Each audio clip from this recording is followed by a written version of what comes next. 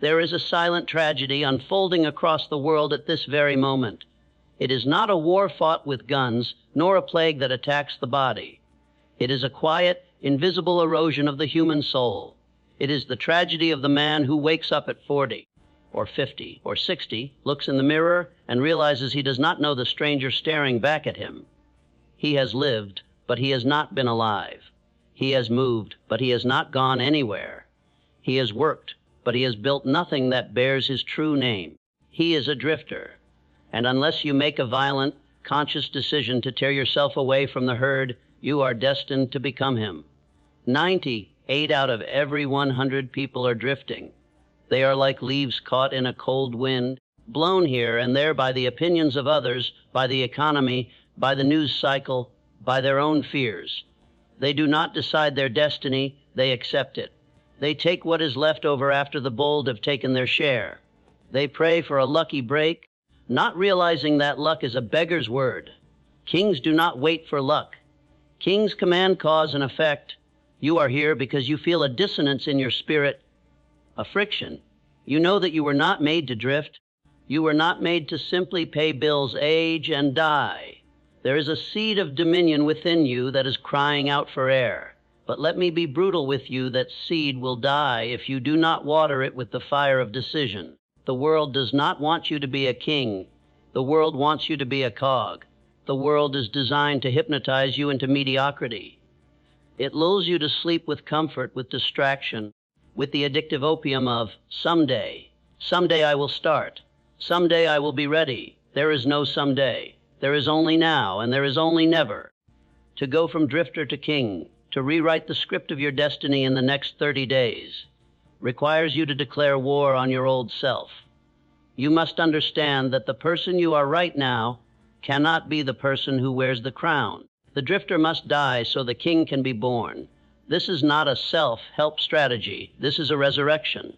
The primary difference between the drifter and the king is not talent. It is not education. It is not money. The difference is definiteness of purpose. The drifter wishes for everything and settles for anything. The king desires one thing and refuses to settle until he possesses it. Look at the architecture of your life right now. Is it built on the bedrock of your own design, or is it a shack built from the driftwood of circumstance? Most men are terrified of freedom. They claim they want it, but when faced with the blank page of their future, they tremble. They run back to the safety of the cage because the cage is familiar. The cage has a feeding schedule, but the cage has no crown. If you are to rewrite your destiny, the first sentence must be a declaration of sovereignty. You must step out of the hypnotic rhythm of the masses. You must stop looking left and right to see what your neighbors are doing and start looking inward and upward. You must realize that your mind is the only territory you truly own, and yet it is the only territory you have left unguarded. You have let the thieves of fear, doubt, and procrastination camp in the throne room of your mind. Today, we evicted them. Nature abhors a vacuum. This is a law of physics, and it is a law of the spirit. If you do not fill your mind with a definite, burning desire, the world will fill it with garbage. There is no neutral ground. You are either moving forward or you are sliding back. You are either climbing or you are falling. The drifter believes he can stand still. He thinks he can maintain, but entropy eats maintenance for breakfast. The moment you stop driving your will forward, the current of life drags you backward into the abyss of average. To become a king, you must first create a vacuum for greatness. You must clear the debris. You cannot build a cathedral on a swamp. This means you must look at your habits, your associations, and your thoughts with the cold, ruthless eye of a monarch. What serves the vision? What distracts from it? The drifter holds on to everything. He holds on to grudges. He holds on to past failures. He holds on to friends who mock his ambition. He is weighed down by the luggage of a life he hates. The king travels light. He discards the irrelevant. He understands that every ounce of energy spent on a negative emotion is an ounce of energy stolen from his legacy. In these next 30 days, you are going to perform a mental excavation. You are going to dig down to the bedrock of who you are. You are going to find that single, pulsating desire that has been buried under layers of I can't and I shouldn't. Napoleon Hill called it the definite chief aim. I call it your coronation. What is it? What is the one thing? Not the 10 things. The one thing that you want more than breath. Is it wealth? Is it influence? Is it freedom? Is it to build an empire of industry? Be specific. The universe cannot deliver an order that is fuzzy. You cannot walk into a restaurant and order some food. You will starve. You must order the steak rare with the side of vegetables. You must tell life exactly what you demand. The drifter is vague. I want to be rich. I want to be happy. These are weak, impotent phrases. They have no magnetic power. The king says, I will accumulate $10 million by the 1st of January, 5 years from now, and in return for this money, I will render the most efficient service as a leader in the field of renewable energy. Do you feel the difference? One is a wish floating in the ether. The other is a contract signed in blood and will. One is passive, the other is active. One begs, the other commands. When you clarify your purpose, you activate the reticular activating system in your brain. Suddenly, you start seeing opportunities that were always there, but you were blind to them because you were drifting. You become a guided missile. The distractions of the world bounce off you because you have a target. But be warned, the moment you set a definite goal, the devil, or the negative force of the universe, call it what you will wake up. As long as you were drifting, you were no threat. You were asleep. The moment you wake up and say, I am going somewhere, resistance will rise. Friends will discourage you. Problems will multiply. Fear will scream louder. This is not a sign to stop. This is the sign that you are on the right path. Friction is proof of motion. The airplane takes off against the wind, not with it. The king expects the storm. The king uses the storm. He sets his sails to capture the fury of the wind and uses it to drive him faster toward his destination. Let us speak of the crown itself. The crown is not made of gold and jewels. It is made of thought. Thoughts are things. Hill told us, and he was right. But most people's thoughts are not things, they are vapors. They are weak, fleeting sparks that die before they can start a fire. To rewrite your destiny, you must learn to transmute thought into physical reality. This is the alchemy of the king. It begins with the practice of autosuggestion. This is the tool the drifter ignores, thinking it foolish. Talking to myself, he scoffs, and so he continues to talk to himself unconsciously, repeating the scripts of poverty and fear. I'm tired. I'm broke. I'm not good enough. He uses the power of autosuggestion to destroy himself. You will use it to build a kingdom. For the next 30 days, you must engage in a relentless campaign of propaganda against your own subconscious mind. You must brainwash yourself before the world brainwashes you. You must write down your definite chief aim, and you must read it aloud, morning and night, with emotion. Why emotion? Because the subconscious mind is deaf to logic. It does not understand reason. It only understands feeling. You cannot simply mumble the words. You must feel them. You must tremble with the reality of them. You must see yourself already in possession of the crown. You must hear the applause, feel the weight of the gold in your hand, smell the leather of the executive chair. When you mix a definite thought with the emotion of faith, you create a signal that penetrates the veil of the infinite intelligence. You begin to magnetize the ether. Think of Henry Ford. He was a man with little education, no capital, and a dream that everyone called madness. He wanted to put the world on wheels. He didn't just think about it. He obsessed over it. He visualized it until the V8 engine was more real in his mind than the shoes on his feet. When his engineers told him it was impossible to cast the engine block in one piece, he told them, produce it anyway. They tried and failed for 6 months. Produce it anyway, he commanded. They failed for a year. Produce it anyway. That is the voice of a king. He does not accept the reality presented to him by others. He imposes his reality upon the world. He bends the iron of circumstance with the hammer of his will. You have that same power. It is dormant, sleeping in the basement of your soul, covered in the dust of neglect. Wake it up. Stand tall. Fix your posture. Even your physical body must reflect the change. A drifter slumps, a king stands. A drifter shuffles, a king strides. As you begin to reprogram your mind, you will feel a shift. It will be subtle at first. A new confidence, a new hunger. You will start to look at your time differently. You will realize that every hour spent scrolling through the lives of others is an hour of treason against your own empire. You will become jealous of your time. You will build a fortress around your focus. The drifter sells his time for pennies. The king invests his time for fortune. This transition requires ruthlessness that may make you uncomfortable. You may have to cut off conversations that go nowhere. You may have to turn off the television that feeds you fear. You may have to say no to the good so you can say yes to the great. Destiny is not a mystery. Destiny is a decision. It is the accumulation of thousands of small choices made in the dark when no one is watching. It is the choice to read the book instead of watching the show. The choice to make the 10th sales call when you want to quit at 9. The choice to visualize victory when your bank account shows defeat. You are the author. The pen has always been in your hand. But you have been letting others bump your elbow, scribbling nonsense on the pages of your life. Grip the pen, squeeze it until your knuckles turn white, and prepare to write the next chapter in bold capital letters. Now that you have seized the pen, you must learn to see what has not yet been written. We enter now the workshop of the imagination. This is the sacred ground where all reality begins. Before a bridge spans a river, it is a thought in the mind of an engineer. Before a nation is born, it is a dream in the mind of a revolutionary. Before you can hold your destiny in your hands, you must hold it clearly in your mind's eye. The drifter has no imagination. He has only memory. He lives in the rearview mirror, constantly replaying his past mistakes, his past traumas, his past limitations. He recreates his yesterday and calls it his tomorrow. He is trapped in a loop of time, a prisoner of his own history. The king lives in the imagination.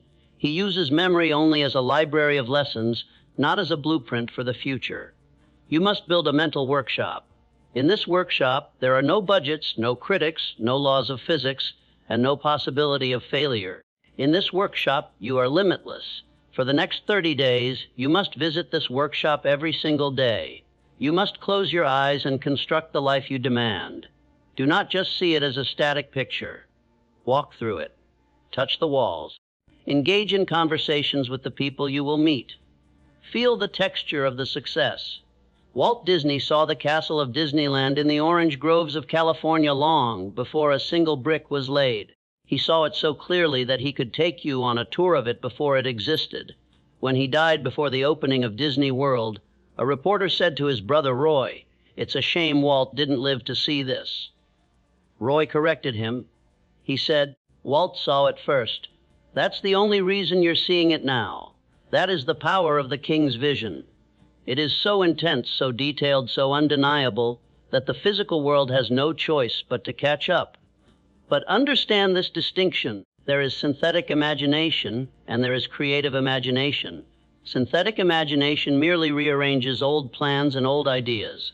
It is what the drifter uses to scrape by. Creative imagination taps into the infinite. It catches the radio waves of the divine. It is where hunches, inspirations, and flashes of genius come from. To activate this, you must clear the static. You cannot hear the whisper of genius if you are screaming with anxiety. You must cultivate silence. Solitude is the palace of the king. The drifter hates silence because in the silence, he hears the emptiness of his own life.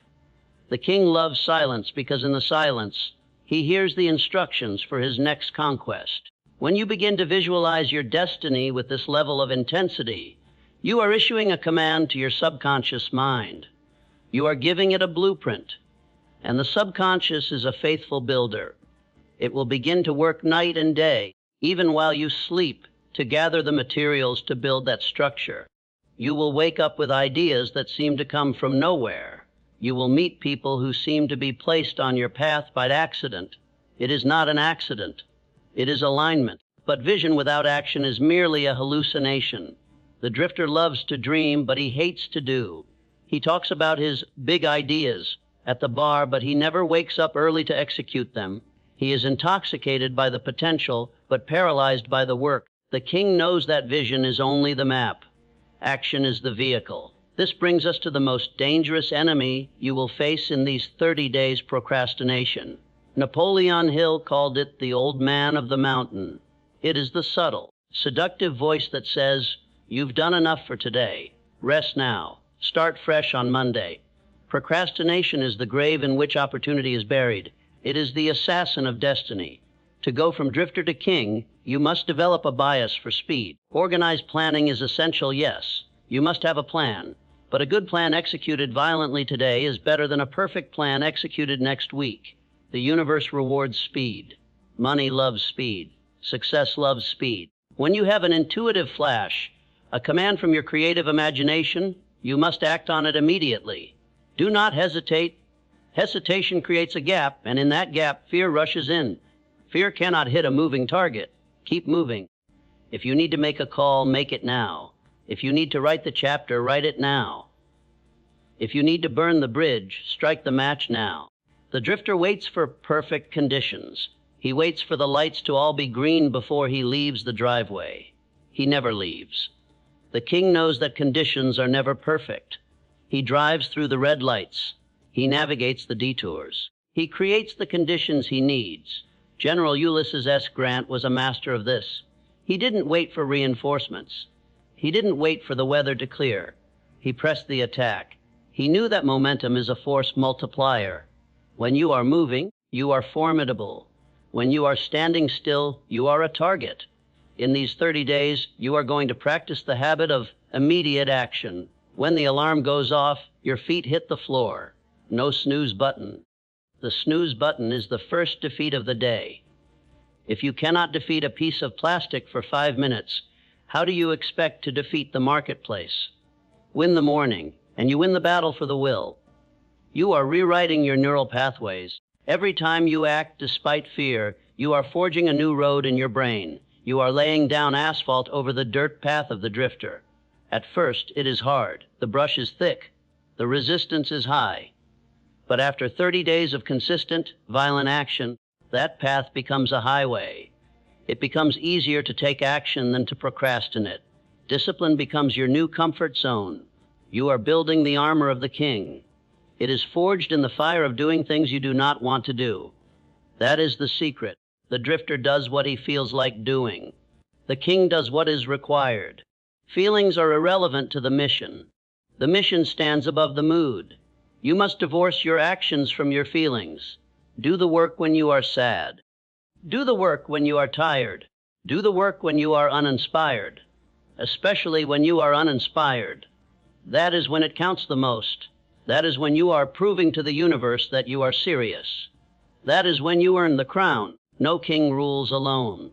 Even the most powerful monarchs in history sat surrounded by generals, advisors, and strategists. Yet, the drifter insists on isolation. He tries to carry the weight of the world on his own weak shoulders, or worse, he surrounds himself with other drifters who validate his mediocrity. If you are to rewrite your destiny, you must ruthlessly audit your circle. You are the average of the 5 people you spend the most time with. This is not a cliché. It is a law of psychic osmosis. Minds are like batteries, they exchange energy. If you place a charged battery next to a drained one, the energy flows. If you are surrounded by people who are drained of ambition, drained of hope, and drained of discipline, they will suck the charge right out of you. You cannot soar with eagles if you are scratching in the dirt with turkeys. Napoleon Hill identified the mastermind as the coordination of knowledge and effort between 2 or more people for the attainment of a definite purpose. It is the secret weapon of the wealthy. Andrew Carnegie knew nothing of the technical making of steel, nothing. But he surrounded himself with 50 men who knew everything about steel, and he coordinated their minds. He harnessed their brain power. In the next 30 days, you must form your own alliance. This does not mean you need 50 men. You need 1 or 2 who resonate with your frequency. You need people who are not afraid of your fire. People who will not just pat you on the back, but who will hold your feet to the fire. The drifter seeks comfort in his friends. He wants people who will drink with him and complain about the boss. The king seeks challenge. He wants people who are running faster than he is. He wants to be the smallest fish in the biggest pond because that is how he grows. If you look around your circle and you are the smartest, most ambitious person there, you are in the wrong room. You are stagnating. You need to find a new room. This may be the hardest part of your transformation. You may have to love some people from a distance. You may have to leave behind relationships that have expired. It is painful. But loyalty to a toxic past is treason to your future. You cannot drag a corpse up a mountain. Cut the rope. Connect with the minds of the dead if you cannot find the living. Read the biographies of the greats. Let Marcus Aurelius be your mentor. Let Edison be your advisor. Let Churchill teach you resilience. When you read their words, you are engaging in a mastermind with history. Their spirit enters yours. Their courage becomes your courage. And as you elevate your vibration, you will naturally attract a new tribe. Real recognizes real. When you walk with purpose, other people of purpose will find you. You will become a magnet for the capable. But there is another alliance you must form, an alliance with the invisible. You must cultivate faith. Now, do not mistake faith for passive wishing. Faith is not sitting on your knees waiting for a handout. Faith is a state of mind. It is the eternal elixir that gives life power and action to the impulse of thought. Faith is knowing that the result is guaranteed, so you work with the joy of someone who has already been paid. The drifter lacks faith. He is a cynic. He calls himself a realist. But realism is usually just a fancy word for pessimism. He needs to see it before he believes it. The king believes it so he can see it. During these 30 days, you will face the testing time. This is inevitable. Just when you make your declaration, just when you start your new habits, the bottom will fall out. A check will bounce. A client will leave. A car will break down. This is the universe asking you, do you really want this? Or are you just talking? The drifter buckles at the first sign of opposition. He says, see, I told you it wouldn't work. It's fate. And he quits. The king recognizes this resistance as the weight on the bar. You cannot build muscle without gravity. You cannot build character without adversity. Napoleon Hill taught us that every adversity, every failure, every heartache carries with it the seed of an equal or greater benefit. The seed is there, but you have to look for it. You have to crack open the shell of the disaster to find the nutrient inside. When Thomas Edison's laboratory burned to the ground, millions of dollars of equipment, years of notes, prototypes, all gone in a night. He didn't cry. He didn't curse God. He stood there watching the flames, his white hair blowing in the heat, and he told his son, go get your mother and all her friends. They'll never see a fire like this again. The next morning, walking through the ashes, he said, there is great value in disaster. All our mistakes are burned up. Thank God we can start anew. 3 weeks later, he delivered the phonograph. That is the mind of a king. He transmutes pain into power. He alchemizes loss into leverage. You will have moments in these 30 days where you want to quit. Your old self will scream for the comfort of the drift. Just one day off, it will whisper, you're working too hard. Who do you think you are? In that moment, you must answer, I am the master of my fate. I am the captain of my soul. You must harness the power of sex transmutation. This is the most misunderstood of Hill's principles, but it is potent. The drive that creates life, sexual energy, is the most powerful creative force in the human body. The drifter dissipates this energy in frivolous pursuit, in lust, in momentary gratification. He leaks his power. The king channels it. He takes that raw, primal drive and redirects it into his purpose. He turns that fire into enthusiasm, into charisma, into endurance. When you feel that restless energy, do not waste it. Pour it into your work. Pour it into your vision. It is high-octane fuel. It creates a magnetism that people can feel when you walk into a room. It is the glow of vitality. You are building a machine of success. The gears are mindset, vision, action, alliance, and resilience. And the fuel is your burning desire mixed with this transmuted energy. When all these parts are working in harmony, you become unstoppable. You enter a state of flow where the impossible becomes effortless, We arrive now at the precipice, the cliff edge of decision. We have spoken of the philosophy, the mindset, the tools. But philosophy without execution is dead weight. You are going to enter into a covenant with yourself for the next 30 days, a contract, a non-negotiable treaty. For 30 days, you will fast from negativity. You will not complain, not once. If you complain, you start over at day 1. You will watch no news. You will engage in no gossip. You are sealing the borders of your mind. For 30 days, you will rise before the sun. You will spend the first 20 minutes in the workshop of imagination, visualizing your definite chief aim as if it were already accomplished. You will speak it aloud with the authority of a decree. For 30 days, you will do one thing every single day that scares you. One thing that pushes the boundary of your comfort zone. You will callous your mind against fear. For 30 days, you will move with a sense of urgency. You will walk faster. You will speak clearer. You will decide quicker. You will embody the physiology of a king. Why 30 days?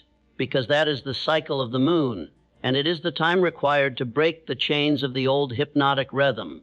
It takes time to stop a train moving at full speed, and it takes energy to get it moving in the opposite direction.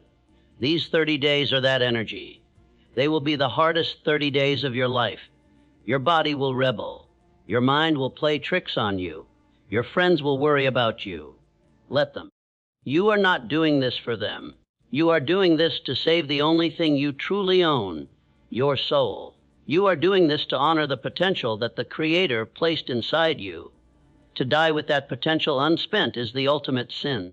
To die full of ghosts, the ghosts of the books you didn't write, the businesses you didn't start, the love you didn't pursue, that is hell. Heaven is looking back at your life and seeing that you used everything. You held nothing back. You squeezed every drop of greatness out of your spirit. As you near the end of this script, realize that the drifter is waiting for you to finish so he can take back control. He is waiting for you to click to the next video, to check your notifications, to fall back into the trance. Do not let him.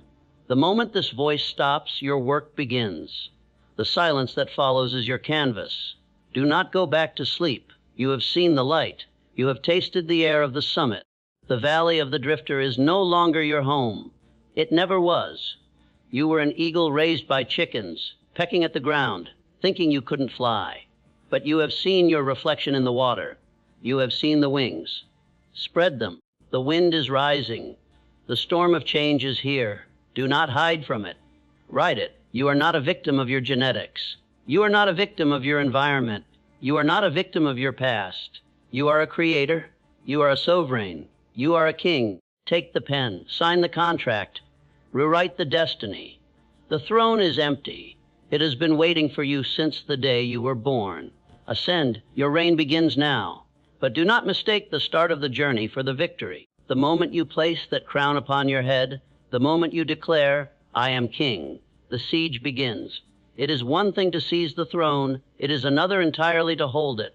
The drifter will try to reclaim you. The old habits, like exiled rebels, will gather at the gates of your new consciousness, waiting for a moment of weakness, waiting for the gate to be left ajar.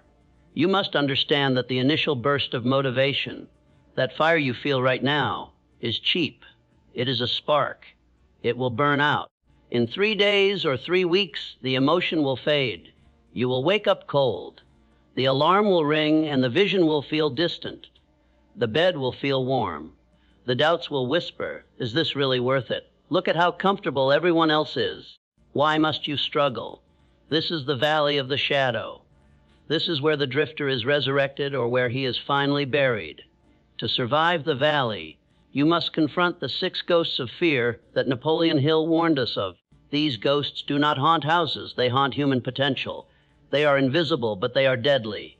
The fear of poverty, the fear of criticism, the fear of ill health, the fear of loss of love, the fear of old age, the fear of death. Of these, the most vicious assassin of the modern age is the fear of criticism. It is the voice that asks, what will they say? Who are they? They are the chorus of the average. They are the spectators in the arena, jeering at the gladiator because they are too terrified to pick up a sword. The drifter worships the opinion of they. He dresses for them, he speaks for them, he suppresses his genius so as not to offend them. He would rather be applauded by fools than respected by kings. To rewrite your destiny, you must develop a callus over your heart regarding the opinions of others. You must realize that criticism is the tax you pay for being exceptional. If you are not being criticized, you are not doing anything worthy of note. A statue has never been erected to a critic. Monuments are built for those who were called crazy, obsessed, and dangerous. When the Wright brothers claimed they would fly, they were mocked by the leading scientists of their day. They were called lunatics. When they finally took flight at Kitty Hawk, the world was silent, not because they were wrong, but because they were busy recalibrating their reality to match the impossible. Let the dogs bark. The caravan moves on. You must love your vision more than you fear their laughter. Now, let us speak of the mechanics of your empire. You desire wealth. You desire freedom. You desire power. Good. These are noble desires. But the universe is a marketplace, not a charity. There is a price tag on the crown. Napoleon Hill gave us the formula, the QQS, rating quality of service, quantity of service, and the spirit in which it is rendered. The drifter wants something for nothing. He plays the lottery. He looks for the hack. He wants the shortcut. He wants the salary without the work. He violates the eternal law of compensation. He tries to cheat the soil, demanding a harvest where he has planted no seed. The king understands that wealth is merely a byproduct of value. It is the echo of service. If you want to make millions, you must serve millions. If you want to change your life, you must change the lives of others. Stop asking, how can I get more money? And start asking, how can I become more useful? This is the great secret. To reign is to serve. The greatest kings in history were the greatest servants of their people or their cause. Henry Ford served the common man by giving him mobility. Thomas Edison served the world by pushing back the night. They became wealthy not because they chased money, but because they chased solutions. In your 30-day transformation, you must shift your focus from getting to giving. This does not mean you are a martyr. It means you are a merchant of value. You must deliver more than is expected of you. This is the principle of going the extra mile. The drifter does exactly what he is paid to do, and not an ounce more. That's not my job, he says, and that is why he stays where he is. The king does more than he is paid for, knowing that eventually he will be paid for more than he does. He over-delivers. He renders service with a spirit of excellence and enthusiasm that makes him indispensable. When you become indispensable, you become expensive. The world pays a premium for the rare. Be rare. But how do you serve with such excellence? You must arm yourself. The weapon of the king is specialized knowledge. The drifter believes that education ends when school is over. He throws his cap in the air and says, I am done learning. He spends the rest of his life watching entertainment, filling his mind with the trivia of pop culture, sports scores, and celebrity scandals. His mind becomes a landfill of useless facts. The king knows that school is merely the warm-up. Real education begins in the trenches of life. Knowledge is not power, knowledge is potential power. It only becomes power when it is organized into definite plans of action and directed to a definite end. You do not need to know everything. You need to know the right things. And what you do not know, you must know how to find. Ford was once accused of being ignorant. In a courtroom, a lawyer tried to humiliate him by asking him questions about history and philosophy. Ford finally grew tired of the game. He pointed his finger at the lawyer and said, Let me remind you that I have a row of electric push buttons on my desk, and by pushing the right button, I can summon to my aid men who can answer any question I desire to ask concerning the business to which I am devoting most of my efforts. Now, will you kindly tell me why I should clutter up my mind with general knowledge for the purpose of being able to answer questions when I have men around me who can supply any knowledge I require? That is the mindset of a king. He organizes knowledge. He directs it. In these 30 days, you must starve the distraction and feed the specialized knowledge. What is the one skill that, if you mastered it, would double your income? Is it sales? Is it coding? Is it public speaking? Is it leadership? Identify it, then attack it with the ferocity of a starving wolf. Read the books. Buy the courses. Find the mentors. Become an expert. The marketplace punishes the amateur and rewards the professional. The drifter dabbles. The king masters. Do not tell me you do not have time. You have the same 24 hours as Elon Musk, as B once as the president. It is not a lack of time, it is a lack of priority. If you spend 2 hours a day on social media, that is 1 month of work days per year. 1 month. You are throwing a month of your life into the garbage every year watching other people live. Reclaiming that time. Turn your car into a university on wheels. Turn your morning run into a seminar. Fill the empty spaces of your day with the gold of wisdom. And yet, even with a vision, even with a plan, even with knowledge, you will fail. Let me repeat that: you will fail. The drifter thinks failure is a stop sign. The king knows failure is a toll booth. You have to pay the toll to keep moving on the highway of greatness. There is a story Napoleon Hill tells of a man named R.U. Darby. During the gold rush, Darby went west to dig and grow rich. He staked a claim and went to work with a pick and shovel. The going was hard, but his lust for gold was definite. After weeks of labor, he was rewarded with the discovery of the shining ore. He needed machinery to bring the ore to the surface. He covered up the mine, retraced his footsteps to his home in Maryland, and told his relatives and a few neighbors of the strike. They pooled their money for the needed machinery. Darby went back to work. The first car of ore was mined and shipped to a smelter. The returns proved they had one of the richest mines in Colorado. A few more cars of that ore would clear the debts. Then would come the big killing in profits. Down went the drills. Up went the hopes of Darby and his uncle. Then something happened. The vein of gold ore disappeared. They had come to the end of the rainbow, and the pot of gold was no longer there. They drilled on, desperately trying to pick up the vein again, all to no avail.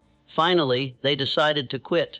They sold the machinery to a junk man for a few $100s and took the train back home. The junk man called in a mining engineer to look at the mine and do a little calculating. The engineer advised that the project had failed because the owners were not familiar with fault lines. His calculations showed that the vein would be found just 3 feet from where the Darbys had stopped drilling. 3 feet. The junk man took millions of dollars in ore from the mine because he knew enough to seek expert counsel before giving up. R.U. Darby returned home, paid back his investors, and learned the lesson. He became a phenomenally successful insurance salesman, telling himself every time a client said no, "I stopped 3 feet from gold, but I will never stop because men say no when I ask them to buy insurance." Most people stop 3 feet from gold. They quit when the pressure is highest, not realizing that the pressure is highest just before the breakthrough. The night is darkest just before the dawn. Persistence is to the character of man what carbon is to steel. It hardens you. It makes you unbreakable. When you are in the middle of your 30-day transformation and you feel like you are walking through mud, keep walking. When the results don't show up, keep walking. The bamboo tree grows underground for 5 years, building a root system that spans dozens of feet before it ever breaks the surface. To the observer, it looks like nothing is happening. But then, in 6 weeks, it shoots up 90 feet in the air. Are you willing to grow underground? Are you willing to do the work in the dark? The drifter needs instant gratification. If he posts a picture and it doesn't get likes, he deletes it. If he tries a business and isn't rich in a month, he calls it a scam. He has the patience of a gnat. The king plays the long game. He understands the compound effect. He knows that water cuts through rock not because of its strength, but because of its persistence. Drip, drip, drip. You must become the water.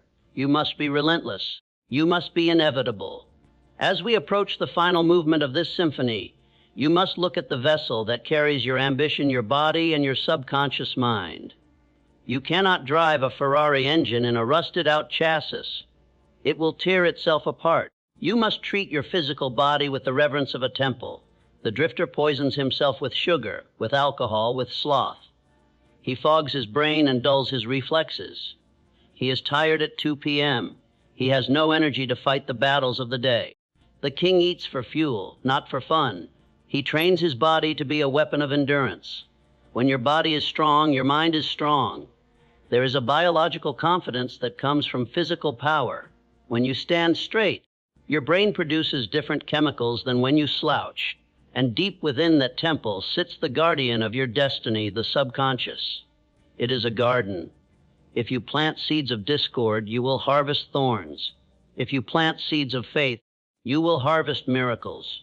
But remember, this weeds need no encouragement to grow. They grow automatically. Negativity is the weed. If you do nothing, your mind will fill with weeds. You must be the gardener. You must stand guard at the door of your mind with a flaming sword. You must curate every image, every word, every song that enters. Why do you think the news is filled with horror? Why do you think music is filled with messages of degradation? It is a war for your subconscious. If they can keep you in fear, they can keep you in chains. Turn it off. Replace the noise with the symphony of your own vision. Record your own voice reading your statement of purpose. Listen to it while you sleep. Listen to it while you drive. Drown out the world with the sound of your own destiny. You are rewriting the operating system of your existence. You are deleting the virus of I can't and installing the software of I will. This is not a metaphor. This is neuroscience. You are physically changing the structure of your brain. And as your brain changes, your frequency changes. And as your frequency changes, your reality changes. You stop resonating with poverty. You stop resonating with drama. You become invisible to the drifters because you are vibrating on a frequency they cannot perceive. You are ascending to a new altitude. The air is thinner here. It is colder. But the view is infinite. We are at the end of the script, but we are at the beginning of your life. Look at your hands. Open them. These are the hands that can build empires. These are the hands that can lift others up. These are the hands that can grasp the wheel of fate and steer it away from the rocks. You have spent enough time in the passenger seat. You have spent enough time apologizing for your existence. You have spent enough time shrinking so that other people won't feel small. The world is burning for leadership. The world is crying out for men and women who know who they are and where they are going. The world needs kings. The world needs queens. It needs you to step into your power. This is not about money. Money is just the scorecard. This is about the expansion of life. It is about taking the divine spark that was given to you and fanning it into a roaring inferno that lights up the dark corners of the earth. Napoleon Hill spent 25 years studying the most successful men on earth, and he found that the only thing separating them from the common man was this: they made up their minds. That's it. They made a decision. A decision is not a wish. A decision is a cut. You cut off all other possibilities. You burn the boats. You leave yourself no retreat. Are you ready to make that decision? Are you ready to look at the drifter in the mirror and say, goodbye? Are you ready to accept the burden and the glory of the crown? Do not look left. Do not look right. Look forward to it. Your destiny is waiting for you to catch up to it. It has been waiting patiently, holding your name, holding your fortune, holding your legacy. Run to it 30 days. Total immersion, total discipline, total faith. If you fall, rise. If you bleed, fight. If you doubt, believe. You are the master of your fate. You are the captain of your soul. The drifting is over. The rain has begun. Go, and let the world know you were here. But let us not be knave. A declaration is not a victory march. To sign the contract is one thing, to fulfill it is another. Many men have stood where you stand now, chest heaving with the thrill of a new start, only to be found 6 months later back in the tavern of the drifter, nursing the same old excuses. Why? Because they did not understand the most powerful law of the universe, cosmic habit force. Napoleon Hill waited until the end of his life to fully reveal this law, for it is the law that governs all others. It is the cosmic glue that holds the stars in their courses and the atoms in their dance. Cosmic habit force is the mechanism by which nature makes every habit permanent.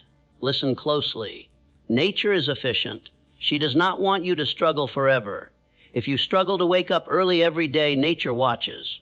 If you persist, eventually nature says, "This man is serious," and she invokes cosmic habit force to take over. Suddenly, waking up becomes automatic. It becomes easier to wake up than to sleep in. But this law is a double-edged sword. It cuts both ways. If you drift, if you procrastinate, if you live in fear, nature watches that too.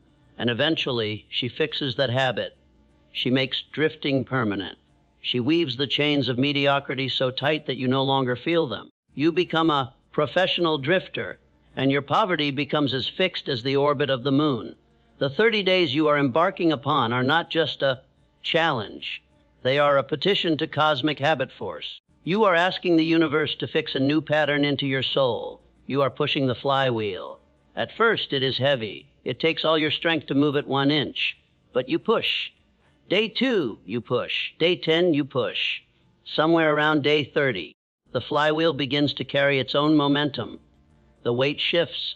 You are no longer pushing the rock uphill. The rock is pulling you.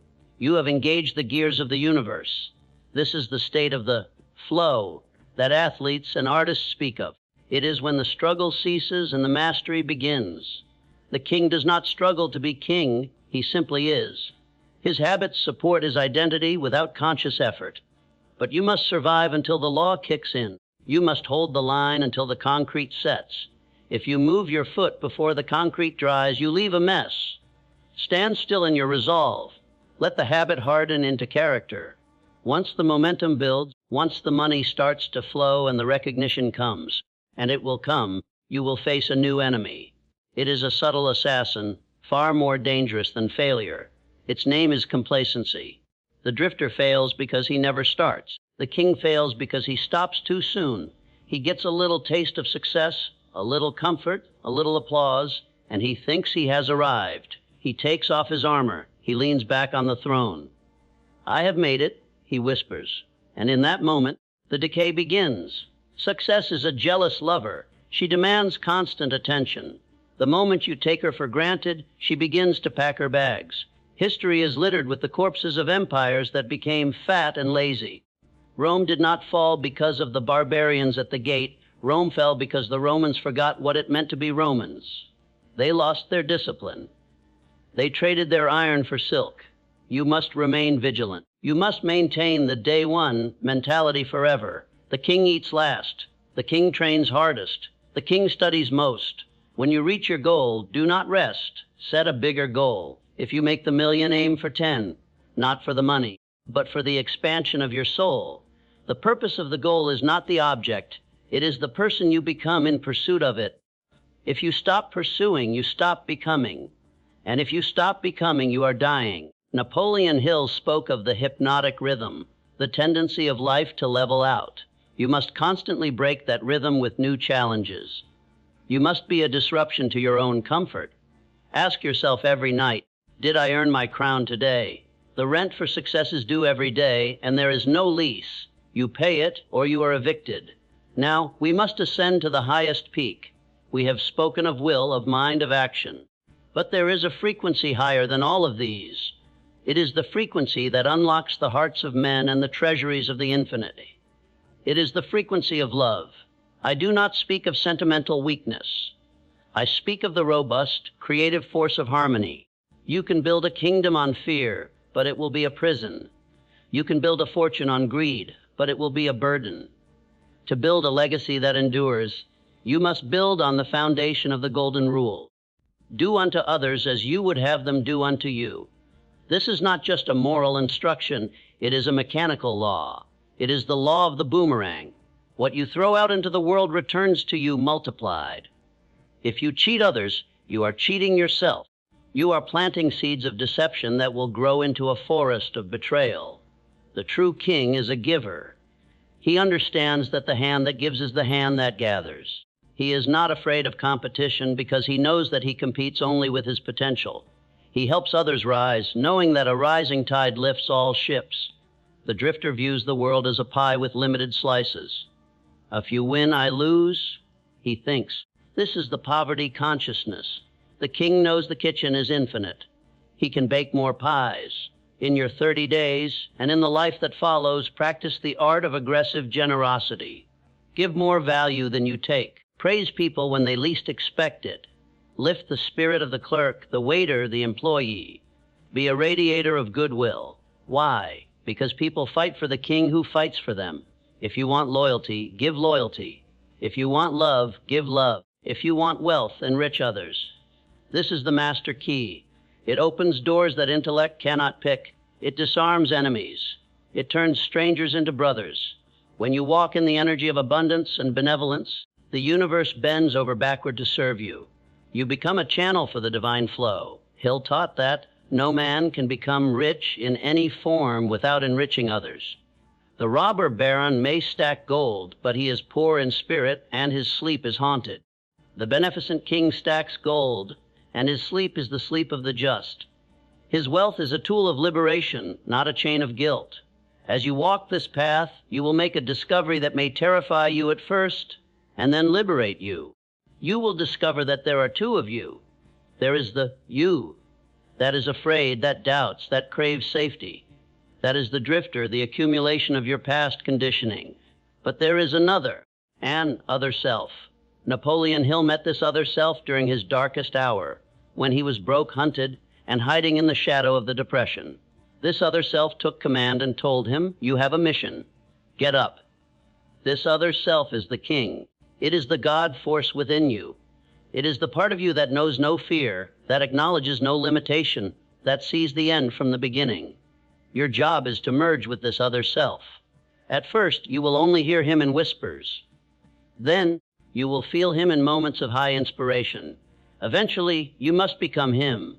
You must let the little ego die. The ego that needs to be right, the ego that gets offended, the ego that worries about status. Let it burn, and let the other self take the wheel. The other self operates on intuition, not logic.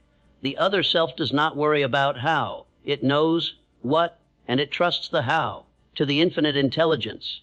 When you face a crisis, ask, what would the king do? What would my other self do? And listen. The answer will be immediate. It will be bold. It will often be scary. Follow it. This is the ultimate evolution. You go from being a creature of circumstance to a creator of circumstance. You stop reacting to the world and start acting upon it. $80 the legacy of the 30 days, and so we look to the horizon. 30 days from now, you will be different. Your cells will be different. Your bank account may not be full yet, but the pipeline will be laid.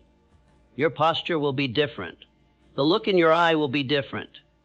But what about 30 years from now? The drifter leaves nothing behind but a tombstone and a few debts. He came, he consumed, he left, he took up space.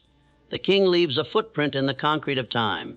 He leaves institutions. He leaves ideas. He leaves a family culture that breeds excellence for generations. He leaves a vibration that continues to hum long after his physical body has returned to dust. What will your verse be? You are writing it now. Every decision you make in these next 30 days is a sentence in your biography. Do not write a tragedy. Do not write a boring comedy. Write an epic. Write a story that will make your grandchildren stand straighter when they speak your name. Write a story that proves that it is possible to rise from the mud and touch the stars. The cemetery is full of unwritten books, unsung songs, and unrealized dreams. It is the wealthiest place on earth. Do not add to that wealth. Go to your grave broke. Spend all your potential. Empty yourself. Give it all to the living. You have the map. You have the tools. You have the orders. The drifter is dead. Long live the king. The door is open. The world is waiting. Walk through it.